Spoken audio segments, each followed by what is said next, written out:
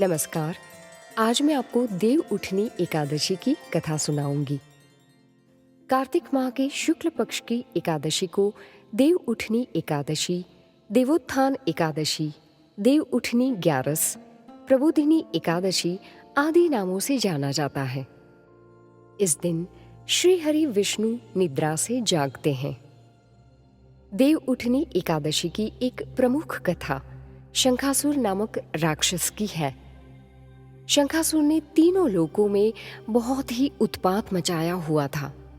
तब सभी देवताओं के आग्रह करने पर भगवान विष्णु ने उस राक्षस से युद्ध किया और ये युद्ध कई वर्षों तक चला।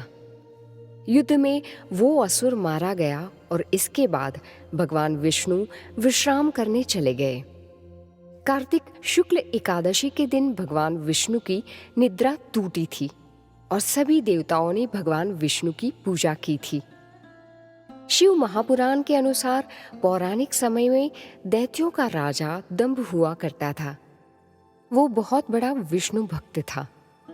कई सालों तक उसके यहाँ संतान नहीं होने के कारण उसने शुक्राचार्य को अपना गुरु बनाकर उनसे श्री कृष्ण मंत्र प्राप्त किया। ये मंत्र प्राप्त करके उसने पुष्कर सरोवर में घोर तपस्या की।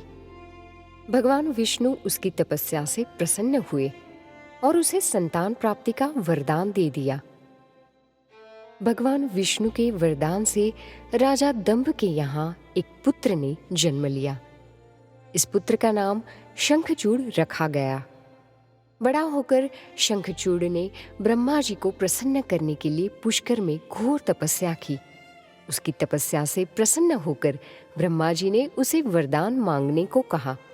तब शंखचूड़ ने वरदान मांगा कि वो हमेशा अजर अमर रहे, वह कोई भी देवता उसे नहीं मार पाए। ब्रह्मा जी ने उसे ये वरदान दे दिया और कहा कि वो बद्रीवान जाकर धर्मध्वज की पुत्री तुलसी जो तपस्या कर रही है उससे विवाह कर ले। शंखचूड़ ने वैसा ही किया और तुलसी के साथ विवाह के बाद सुखपूर्वक रहने लगा। उसने अपने बल से देवताओं, असुरों, दानवों, राक्षसों, गंधर्वों, नागों, किन्नरों, मनुष्यों तथा त्रिलोकी के सभी प्राणियों पर विजय प्राप्त कर ली। वो भगवान श्री कृष्ण का परम भक्त था। शंखचूड़ के अत्याचारों से सभी देवता परेशान होकर ब्रह्मा जी के पास गए और ब्रह्मा जी उन्हें भगवान विष्णु के पास ले गए। भगवान विष्णु ने कहा कि शंखचूड़ की मृत्यु भगवान शिव के त्रिशूल से ही होगी, अतः आप उनके पास जाएं। भगवान शिव ने चित्ररथ नामक गण को अपना दूत बनाकर शंखचूड़ के पास भेजा। चित्ररथ ने शंखचूड़ को समझाया कि वो देवताओं को उनका राज्य लौटा दे, परंतु शंखचूड़ ने मना कर दिया और कहा कि वो महेश्वर से युद्ध करना चाहता है।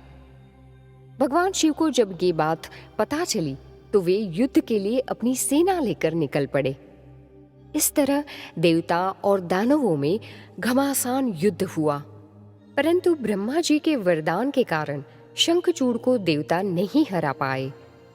भगवान शिव ने शंखचूड़ का वध करने के लिए जैसे ही अपना त्रिशूल उठाया तभी आकाशवाणी हुई कि जब तक शंखचूड़ के हाथ में श्री हरि का कवच है और इसकी पत्नी का सतीत्व अखंडित है तब तक इसका वध असंभव है। आकाशवाणी सुनकर भगवान विष्णु वृद्ध ब्राह्मण का रूप धारण कर शंखचूड़ के पास गए और उससे श्री हरि कवच दान में मांग लिया। शंखचूड़ ने वो कवच बिना किसी संकोच के दान कर दिया। इसके बाद भगवान विष्णु शंखचूड़ का रूप बनाकर तुलसी के पास गए।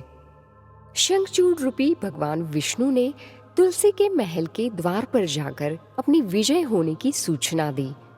ये सुनकर तुलसी बहुत प्रसन्न हुई और पति रूप में आए भगवान का पूजन किया व रमण किया। ऐसा करते ही तुलसी का सतीत्व खंडित हो गया और भगवान शिव ने युद्ध में अपने त्रिशूल से शंखचूड़ का वध कर दिया। तब तुलसी को पता चला कि वे उनके पति नहीं हैं, बल्कि वे तो भगवान विष्णु हैं। क्रोध में आकर तुलसी ने कहा कि आपने छल पूर्वक मेरा धर्म भ्रष्ट किया है और मेरे पति को मार डाला। अतः मैं आपको श्राप देती हूँ कि आप पाषाण होकर धरती पर रहे। तब भगवान विष्णु ने कहा, देवी, तुम मेरे लिए भारतवर्ष में रहकर बहुत दिनों तक तपस्या कर चुकी हो। तुम्हारा ये शरीर नदी रूप में बदलकर गंडकी नामक नदी के रूप में प्रसिद्ध होगा। तुम पुष्पों में श्रेष्ठ तुलसी का वृक्ष बन जाओगी और सदा मेरे साथ रहोगी। तुम्हारे श्राप को सत्य करने के लिए मैं पाषाण यानी कि शालिग्राम बनकर रहूंगा। गंडकी नदी के तट पर मेरा वास होगा। देव प्रबोधिनी एकादशी के दिन भगवान शालिग्राम व तुलसी का विवाह संपन्न कर मांगलिक कार्यों का प्रारंभ किया जाता है।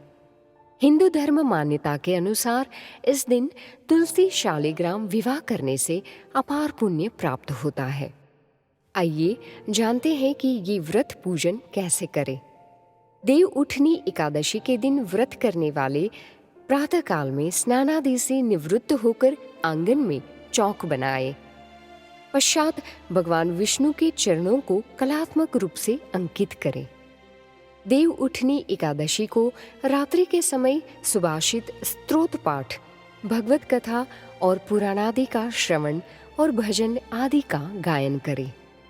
शास्त्र अनुसार जिस समय वामन भगवान 3 पद भूमि लेकर विदा हुए थे, उस समय दैत्यराज बलि ने वामन जी को रथ में विराजमान कर स्वयं उसे चलाया था। ऐसा करने से समुत्थिते ततो विष्णु क्रियाः सर्वाः पर्वतयेत के अनुसार भगवान विष्णु योग निद्रा को त्याग कर सभी प्रकार की क्रिया करने में प्रवृत्त हो जाते हैं। अंत में कथा श्रवण कर प्रसाद का वितरण करें और भगवान का नाम जप करें। ओम नमो भगवते वासुदेवाय नमः।